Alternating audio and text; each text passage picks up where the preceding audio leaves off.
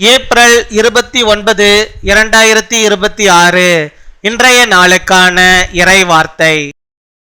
கர்த்தர் உங்கள் வாழ்க்கையில் நம்பிக்கையை புதுப்பித்து உங்களுக்கு புதிய பலத்தை அளிப்பார். May the Lord renew your hope and give you new strength. ஏசாயா 40 அதிகாரம் 31 வசனம். Isaiah chapter 40 verse 31. கர்த்தருக்கு காத்திருக்கிறவர்களோ புது பலன் அடைந்து கழுகுகளைப் போல செட்டைகளை அடித்து எழும்புவார்கள். அவர்கள் ஓடினாலும் இளைப்படையார்கள், நடந்தாலும் சோர்ந்து போகார்கள்.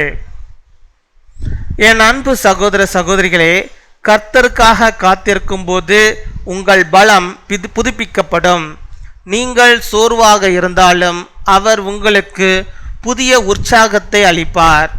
உங்கள் வாழ்க்கையில் மீண்டும் எழுந்து நிற்கும் வலிமையை அவர் தருவார்.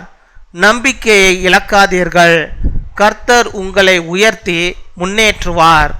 அவரில் நம்பிக்கை வைத்தால் நீங்கள் களைப்படையாமல் முன்னேறுவீர்கள். But those who hope in the Lord will renew their strength. They will soar on wings like eagles. They will run and not grow weary. They will walk and not be faint. My dear brothers and sisters, as you wait on the Lord, your strength will be renewed. Even if you feel tired, He will give you new energy.